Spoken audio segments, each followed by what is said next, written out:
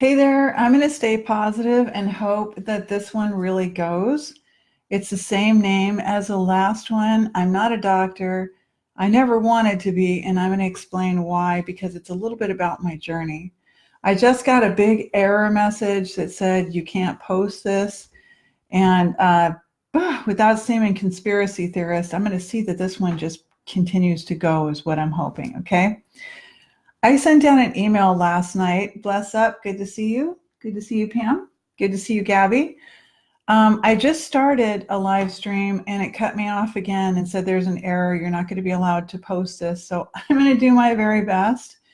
If you've never believed that there's a really big attempt to shut the very few handful, maybe 5 of us left in the world, if that, according to Dr. Abramson's assistant, he's now passed as well. But she told me, Karen, there just aren't any of you left, and it's just not accepted. The doctors now are certified, and they have a certain kind of credential that people buy and study for, with all due respect, but we're really different people. So I sent out an email last night to everyone who's on my list. If you're not on my list and you decide that you want to be after hearing this live stream, you can sign up at naturallywithkaren.com. It's free. You can also sign up on the Facebook page, Naturally with Karen. And I'm going to invite you to come to my new page, which is Hair Tissue Mineral Analysis. In the email that I sent out last night, I am trying out a completely vegan, non-GMO, dairy-free, gluten-free superfood powder because I love pumpkin. And so in this email that I sent out to everyone last night, hundreds of people, this smoothie that I'm holding right here has the pumpkin spice superfood creamer powder in it, which is dehydrated coconut milk and dehydrated coconut water and coconut palm sugar. So it's really safe. Gabby, Pam, Kim, anyone. It's super tasty. I put some organic bananas. I put some leftover cold chai that I had in the refrigerator to give it a little bit more of a zest. I put a tiny squirt of honey in there. And anyway, my smoothie's right here. When I was a little girl, my grandmother started really giving me an education around 1965, 1966 is when things really started. And she worked with me to understand that we have more sensing than just eyes, nose, ears, mouth, and touching. She said, you can sense so much more. And women have always sensed so much more for thousands and thousands of years. My grandmother read the Bible from cover to cover, and she found all of the miraculous, beautiful, awesome stories in the Bible because she really read it legit, cover to cover. But she was no pushover. She also read women like Merlin Stone, and now I have read women like Riane Eisler, where it talks about how a lot of our natural ways were taken over. And when I say our natural ways, I'm speaking about the darkest, most indigenous people that actually lived here on this land forever. And that's what I've always spoken about for many, many decades. So we love all people, but we need to especially protect the people that seem to be coming under the radar and are targeted the most. Okay, that means children sitting in centers and violations that are happening. And some of these, as I'm going to show you in this live stream, are happening under the guise of you being taken care of in the medical industry. So let's get to it. My grandmother was telling my mother, no, you don't want to take her to a regular doctor. And my mother, just like other generations, said, no, she needs to go to the doctor. Everyone goes to the doctor. In order to go to school, she needs to go to the doctor and to have the physical examination, the physical exam before every school year. And so, that's how it started out, is the medical industry in the 1970s, this is a little bit later because I'm talking 65, 66, started developing specialty doctors like your endocrinologist, Pam, your oncologist for cancer, your, doctors that deal with, nose and throat issues, and all different kinds of specialties erupted in the medical field. So it became a course of habit that if you were going to go to school, you needed your vaccines and you needed to have your physical exam. And so young mothers, my mother was only 18 or just turned 19 when she was 18 when she had me, was a very young mother, and young mothers are very impressionable. So mother took me to the physical exam and I was like, no, I don't want to go. Oh my gosh, I don't want to go to the doctor. I mean, they scared the heck out of me. They were going to poke us with things and take blood out of us. And they were just wearing white jackets and they just seemed really intimidating. And it went against everything that my grandmother ever taught me. She taught me that everything is communicating, the trees, the birds, the plants. But then why had so many people decided that it was witchcraft or paganism or, well, I'll tell you why. And that's because they never wanted the original ways, the ancient ways of respecting the tree and only taking as much as we needed. So they wanted to continue to run roughshod and dominate, just like they do today with the medical industry, with the pharmaceutical industry, the insurance industry, the political industry, the industry that is a correctional industry, which is everything from the police to the courts to the prisons to the jails to immigration. Now, I worked in the legal arena for almost 18 years in San Jose, California. That's where I grew up. And so I know what it's like to be in a position of power where the judges and the sheriffs and everyone's like, oh, hey, Karen, and I also know what it's like to be the medicine woman with long dreadlocks who sees into the field and who's misunderstood. So I go to the physical exam, before I'm going to go to kindergarten, so 5-year-old, right? I had my hair never, ever cut from birth because those were the old ways. If you're Hispanic, you're Latina, you're, African, most of the older cultures, the original human beings know that you didn't do that. You didn't cut the hair, okay?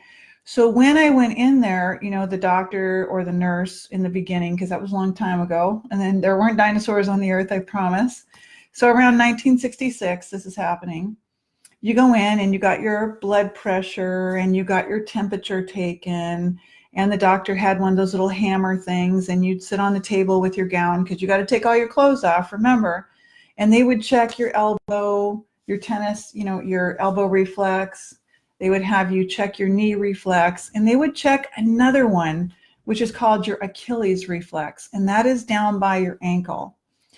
Now, my blood pressure was always really, really low. So even as an adult, 10, 15, 20 years ago, it was like 95 over 55. And they were like, whoa, yours is really, really good. And I'm like, but what does it mean? And they're like, well, I don't know, but I mean, at least you're not high blood pressure. And I was like, okay, but I want to find out what that means. Like, it means something, because my grandmother told me that every sign that comes from your body is your own body communicating with you. So then the next thing, they took my temperature, and it was always 97.3 or 97.4 or 5. And I was like, well, what does that mean? And the nurse would usually say, well, normally a normal temperature is like 98.5. And I said, well, how come mine isn't 98.5? Okay. And she goes, it's okay. It doesn't really matter. I mean, as long as you're not super hot, you don't have a fever, that's what we're really checking for. And I was like, okay, because I was a child, right? I remember hearing these things. The doctor kept trying with this little hammer thing to check the reflex on my ankle, and my ankle wouldn't, show a reflex sign. It wouldn't jump, or it would be really slow. And I was like, well, what does that mean? And he goes, not a big deal, Well, years and years and years go by. And as I'm writing my book on thyroid, after I've taught, scores of workshops, thyroid workshops for $20 a piece, come on in, we're going to talk about thyroid. We're going to get real about thyroid. Thyroid is a symptom. It's something that's been brewing in your body for a long time. It's not just that you have thyroid disease, and maybe it doesn't have to be that you're going to be in the, the majority of people in the world that are being prescribed levothyroxine, synthetic thyroid hormone. So women came and they were like, whoa, oh my gosh. So I can have energy, I can have hair, I can, can you have energy if your body temperature and your blood pressure are so low that you're just tired all the time? And what do we normally do when we start getting really tired all the time is we look for, okay, what can we take, or what can we eat, or what can we do to make our energy better? So these are some of the things I tried. I went to the gym and I just worked out like crazy. I had taken a bunch of classes in nutrition starting in 1985, and I changed my diet. I got a little bit more energy, but it still wasn't totally right. My blood pressure still was really low. My hair wasn't really coming in nice and thick like you used to see with the dreadlocks, right? It's growing again. My reflex points, they were getting better because I was getting on a high raw foods diet, but it wasn't quite curing me. I can say that word about myself, even though I can't about my clients. So I put the pieces together, and I put all the pieces together because I began to figure something out. So after I reached about age 12, Mom took me to the dentist because, after all, that was really responsible. You got to take your children to the dentist. And at the dentist told my mother on Cherry Avenue in San Jose that I was going to need 23 fillings in my mouth due to what's called caries, and you might know them as cavities. Well, because my blood pressure and my body temperature was slow, lots of things had slowed down. So now multiple times I was taken, and the dentist put me to sleep because I was so scared, and drilled very deep amalgam fillings in almost all of my teeth in my mouth as a 12-year-old. If you don't know, those silver mercury amalgam fillings emit about 50 milligrams of mercury every day when you chew on them. So imagine if I had about 20 of them, how much mercury was flowing through my system, and bacteria that was forming along the wall of the tooth because the filling starts to separate from the tooth, and it's prone to bacteria, right? Okay. So the amalgams got put in at age 12. Within a year later, I'm going to middle school. We had middle schools at that time, John Muir Middle School in San Jose. And I grew up in the Branham and Cherry area. And so my friends, Carol Lowther, who's still on my Facebook page, we're both around the same age, we're 58. My nickname started to become Turtle. Now, anybody that knows me today will say, that woman stays up and studies. She studies at least 3 hours a day. She's always reading chemistry and highlighting books. And because I went to seek answers, because it meant so much to me, because I knew that I was never going to get healed. I was going to be forever treated. And I knew that because my grandmother taught me. And I knew that because everything I kept experiencing where they did not know. So I gained over many decades an extremely clear understanding about what was going to happen to me if I proceeded other than trauma care, meaning a burn, a wound, a fall, an injury. Then absolutely I go, and I love doctors and I respect them. But I believe that healing is first my responsibility, just like raising my son is first my responsibility. So if we're going to fast forward a little bit, I went to plan a pregnancy and conceive my son, meaning I, planned to have a baby. And when I did that, I was done with college. I'd been working as a paralegal. I was in my early 30s. I had cleaned my womb, and we didn't get pregnant in the first just about a year, around 1992. And so I went to Dr. Jose Bolaños, and he was in Los Gatos. And I said, what's going on? I'm just absolutely freaked out. I'm not getting pregnant. And I'm just, oh my God, I think I waited too long. I'm in my 30s. And a lot of people at the law firm where I had worked for 10 years, they were kind of joking because they said, oh, the biological clock is ticking, Karen. I think you waited too long. And I was like, oh my God. And so now when I work with my clients, I totally understand how that feels when you're not conceiving right away, it feels really, really scary. And pretty soon you're looking at everybody with a stroller and with a baby, and you're thinking, I'm never, ever going to get to have that happen. So I did get pregnant, and I had a miscarriage, and it was a blighted ovum, which just means that the ovum doesn't really develop all the way. So it was discharged by my body. My body held on to it for 9 weeks. So it was probably me going, I'm not letting go of you, baby, So I prayed and I prayed for my son, and I asked the ancestors, and I asked God, and I asked everyone I knew that was super positive, please pray for me. I'm really hoping that I'm able to get pregnant. And my son's father and I were really surprised, because I had to have a D&C after the miscarriage, or at least I chose to have one. And 3 months later, I got pregnant with my son.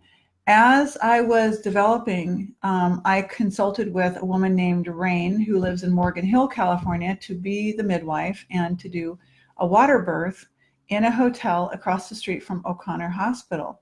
My obstetrician was Dr. Mary Kirk. She was very mild-mannered. I put together a birth plan, and I told her, this is probably what I'm going to do, but I'm going to make sure and get obstetrical care, and also keep you in the loop on what's going to happen, because I would really rather give birth with a midwife, and ideally a doula, and my son's father catching our child. And I knew he was going to be a boy. I could just feel it. So during my pregnancy, they sent us to Stanford University for me to get an additional ultrasound, because it needed to be ruled out that my son was not going to be born with dwarfism. Dwarfism is absolutely a function of low thyroid. That's been absolutely substantiated. It can be from several factors, but it's definitely a facet. So is giantism or gigantism, however you want to say it. I was 5'10". I was very, very tall. I'm a little bit shorter than that now as I'm aging, but the bones are settling, I like to think. But so all during this time, we did get the okay that Stanford looked at everything really thoroughly, and my son was not going to be born a dwarf. So even though they hadn't told me that, because they didn't want to shake me up, when I got done with the appointment at Stanford, they were like, okay, so we had to rule out that your child wasn't going to be a dwarf, and it must have been an ultrasound error. And I was like, oh my God, oh, right, you're going to love your baby no matter what, but it's another big scare. So during the time that I was pregnant, I did not have breast changes, and I kept talking to Dr. Mary Kirk. This is now 1995, 24 years ago. And I said to her, I'm not having breast changes. I don't know what's going on. Shouldn't I be concerned? Because the only thing I'm planning for is to breastfeed my son. And so she said, no, don't worry about it. Everyone can breastfeed. And I said, I don't know. I'm not having any breast changes, and now we're in the 8th, 9th month of pregnancy. I just feel kind of weird. Like, I don't have any bottles at home. I don't plan on using any formula. I planned on only breastfeeding. That's so important to me. And so she said, no, don't worry about it, So since Rain got sick and we did not go to do the home birth, which just devastated me, we went over to O'Connor, and I had a completely natural childbirth. My son was born 8 pounds with a 9.9 APGAR. And after we got home, within the first 3 to 6 days, I started noticing that he was crying and arching his back. And I called on the phone because we'd moved from Los Gatos into Santa Cruz, and I hadn't switched all the insurances. I wasn't planning on having to run back or go to an emergency room, and that was a lesson learned. So I called, and they said, oh, it's super common. It's got to be colic, and don't worry about it. And so I was like, wow, so I kept trying to soothe my son. And finally I could tell by just like poking his little days-old body just with my finger. And I was like, he's getting dehydrated. I knew he wasn't getting enough breast milk. And my son's father said, you're spoiling him already. Just put him down in the, on the bed and just knock it off, And I was like, no, something's really wrong. I had been experiencing some emotionally abusive stuff, and meaning he had very outdated ideas that didn't comport and mesh with my own. And I said, I'm going to, as tired as I am, of staying up all night with him crying and screaming and working until the very last day, which is another lesson learned at the law firm, and pushing to get everything done before I go give birth to a child, and moving, all those things. You think you're superwoman, and then something else hits, and that's the one thing that kind of knocks the, I'm always been an overgiver. So we got to the hospital at Dominican Hospital in Santa Cruz, and we waited for a room, and they finally got us in. And long story short, they kept trying to poke and prod my days-old baby that was dehydrated. And I kept saying, I don't have any bottles of formula at home. Just give me something for him to drink, because I was never going to use formula. But at this point, I'd use anything, and I just don't know what to do. I'm a new mom. I don't have any support system around besides my son's father. He's not being really supportive. So we finally got taken after they got all the paperwork, settled out, because I did all that on the phone before I came, and I thought it was done, but apparently not. By the time they had us walk to the neonatal level intensive 2, there were 3 nurses waiting over an isolette.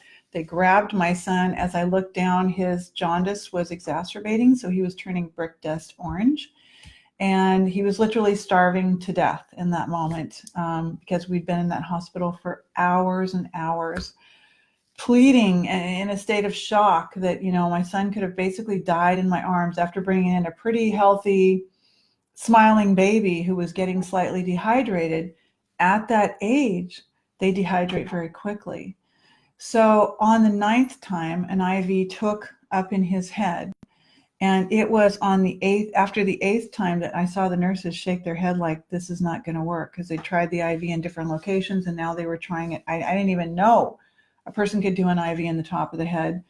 And on the 8th try, when they were shaking their head like, oh my God, like I could just tell, it was like, oh, I dropped to my knees and I prayed to God, and I was like, please, you could take me. You could do whatever you want. Just please save my son. Like, I'm a mother and I love him so much. And I just want him to have a life. I've had a life. Save him and take me. The things that you say or you do when you feel in a crisis like that are so much. And it was after that I started to realize, because the hospital called me at O'Connor and they said, we forgot to take a picture of your baby as a newborn. Can you bring him back in? And I was like, what? Like, how does this stuff happen? So after we got home and we got settled, because for about 3-4 days in there, I was not sleeping at all. I was so completely overstimulated by protecting my son and blown away by so many things that had happened. And I'd seen so many elders enter into the hospital, and I started thinking to myself, I would have done something really differently than how that was handled. And so I didn't know anything at a given point in time. And I still am someone who knows very little in terms of the whole picture, but I'm someone who's hungry and is learning to learn it all. I'm someone who's had a great deal of experiences, who's taught and learned from my students. I've had many, many courses. I've had hundreds of people on the video screen, and before that we were always on the telephone. So we got home, tried to get life back together again, and I started to realize, why were so many women going into postpartum? I mean, certainly I did, and mine wasn't immediately. Mine was trying to keep up with work and things falling apart, and because there was so much stress that was involved, and that stress could have been avoided. So today, when I do my coaching with clients, I come with the experience of, for many, an elder who's already raised a son, 24 years, who's already seen what can happen, from the little girl who was in the doctor's, oh, we don't know why your body temperature and your blood pressure and your Achilles reflex and why you didn't, have a sufficient mammary gland tissue to produce breast milk for your child, why your child was born with a thyroid issue, which I learned later, right? And my son was never diagnosed with one, but instead of waiting and waiting and waiting for confirmation with blood testing, which eventually came when we went through some trials and tribulations in the last year after a skiing accident, I found out that he did go into hyperthyroidism. Okay. I'm just looking to see how many people are on here. So here's the moral of the story, is that I did not develop sufficient mammary gland tissue, and I have very, small breasts. I'm not a B, a C, or a D cup or anything like that. Because, and there's a technical term for it, it's called hypophagia. And doctors didn't know it, and many times they still don't know it, whether it's your regular PCP doctor or it's your gynecologist obstetrician or it's your endocrinologist. I mean, I'm shocked, but a lot of times they don't know. The flip side of that, in some of the writings and postings that I had today, are that women are over lactating. We're having all kinds of hormonal problems. And when you go into your gynecologist, your endocrinologist, you are tested and tested and tested and tested and tested. And I have made my own assumption, hypotheses, prediction, whatever you want to call it, based on my research and how my experiences have been working with people and with myself, and even with a lot of the young men that I've worked with, the hair testing that I do, and everything combined. I've made my own hypothesis that I'm going to guess that about 40% of people have a pituitary issue. They have either a cyst or a mass of some sort or a nodule, and 99% of the time those are not cancerous. There's a technical name for that. It's called a pituitary adenoma. So why are we, so many of us, ending up with a pituitary adenoma, a mass next to your pituitary gland? Why so many people? Why? And why is that changing our prolactin levels? Why is it affecting people differently? Is because many people already have an existing adrenal fatigue. They've already got compromised or hypoadrenia. See, I don't really care for all of the fancy words. I worked in law in the legal arenas, right, for almost 18 years, and I have a very wide, substantial vocabulary. I got paid to research for the judges, attorneys, for the DA directly, Alan DiFilippo and Julie Kulura in Merced County.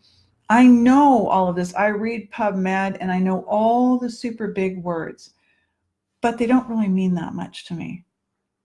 It means that with my legal background, I can defend myself when it comes to others that are allopathically trained.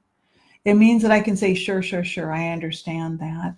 But, right, do we need to say congenital hypothyroidism and hyperthyroidism and, all these other names that are extremely long, pituitary adenoma? Or couldn't you just say that person has developed a mass, a cyst, we don't know what it is, and it's affecting the pituitary, and the pituitary is a little pea-shaped gland in your head. There are 3 glands in your head, and they've all got to do their job. Why are they not doing their job? Why do they have cysts around them? Is it your diet? Is it all the radiation out there in the field and the radiation in your homes? Is it the stress that you're under? Yeah. Is it some of the chemicals that are being injected in your arm, like aluminum and thimerosal? Is it that you're living on ground that has been contaminated? 25, 30 years ago, before I had my son, I was especially a rebel. I still am in my heart. And sometimes when you're reading my post or my core answers, you're going to feel the fire come out of me. The fire's not gone. The fire's always going to be there. The person who has really looked into examining things and ideas and who's gone so far down the rabbit hole, who went through extensive abuse at age 4, extensive sexual abuse, okay? Not fun. The experiences that you have in your life, they shape you. So yes, I sought out to study justice and family law. I learned how to mediate cases for people who couldn't find a way to make an agreement. I learned the sophistry of big words and vocabulary and articulation. Okay, that's another tool in the system. But if we go full circle to what we started with, if someone had really had my health at the best interest, if they'd really been looking out for little Karen, the little girl, would I have continued to go under the radar, so to speak, with low body temperature, low blood pressure, poor Achilles reflex? My breast did not develop, past an A-size cup. I got extremely tall. I had some issues with my coccyx where it kind of projects out a little bit, and you would never notice. It's not a big deal. But these are technically structural deformities. I was a breech-born. I'm left-handed. I had hypophagia. I could not breastfeed my son. And I learned from each one of these, and I learned for 16 years while my clients came to the massage and utilized the services that I gave them as so much more as a medicine woman. I used my becoming an herbalist, a yoga teacher. I'm a certified yoga teacher, a certified massage therapist, body work for 17 years, energy, intuitive and sensing skills that I was taught so young, and hundreds of books and courses and college and more courses that I taught where I also learned from those who came to the course that I offered, right? We're never only teaching, we're also learning. I know how to do a wide range of skills because I've got 58 years at it. Because my grandmother had many years before that. Because when my grandmother sat there and read, I'm looking at my fluffy hair sticking out, read the Bible cover to cover, and then she read Merlin Stone and handed me the book in 1976, Merlin Stone. I was like, wow. She goes, yeah. She goes, you need to know some things because some of these stories were changed. And some of this was domination to put men into the medical industry and to take women out, So I came in with people that were very connected to God, but they wouldn't touch religion with a 10-foot pole. No way were they going to go to a church. No way were they going to do most of what a lot of other people did. They were your average American family for all intents and purposes. But no. No, because we need to strengthen ourselves, and we need to understand that many of the systems out there are not, in fact, there to heal you. They're there to treat you. Okay. So when I write the answers on Quora and when I do the live streams and I post them on YouTube, it's often to share that if we would have known that you had the pituitary mass, and we'd have known before you developed the pituitary mass by taking some of these other signs and symptoms and considering what was really going on, which is what I do for my clients. And I take the hair test together and I look at that, the hair tissue mineral analysis. And I've got 10 to 12 pages all about you. I don't know about you. I just sent in another snip of my hair on Friday. So in about 2.5 weeks, I'll get my own test again, and I retest and I retest. And she gave it to me free this time, but I usually pay for my own. I paid for my son's. I paid for Anthony's. I believe in them. In a world that's only familiar most of the time with blood serum testing, which only gives you in that moment. The difference is hair tissue mineral analysis gives you a projection of about 3 months worth of potassium instead of, hey, you ate a banana this morning, so now your potassium is going to be high. Okay. So I never wanted to be a doctor. I never wanted to go and rack up hundreds of thousands of dollars and absorb the training through the American Medical Association that does not comport with how I think.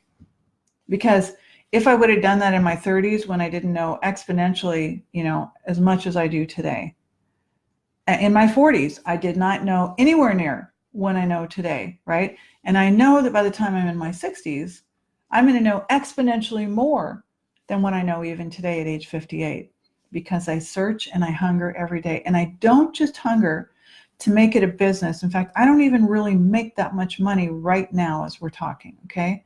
I make enough to live probably like you do.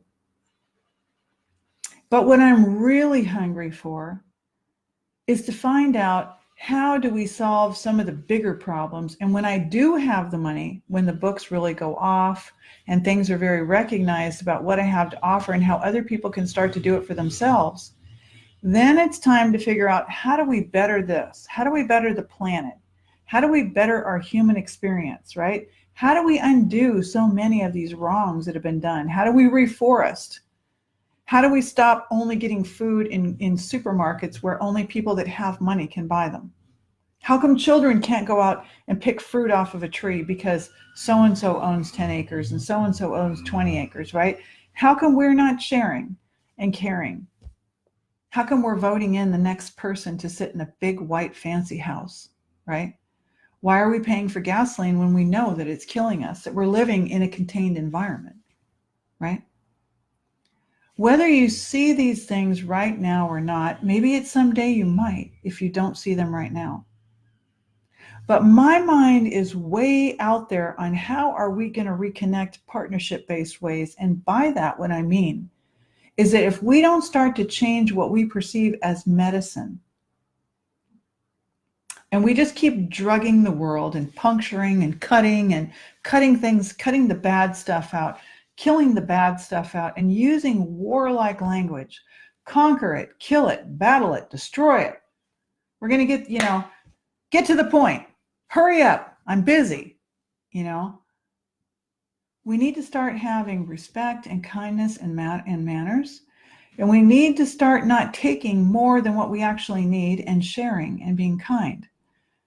We do have a lot of cleanup work to do, but it's possible, and it can be done within 2 to 5 years if we really all put our heads and our hearts together. So that's all I wanted to say today.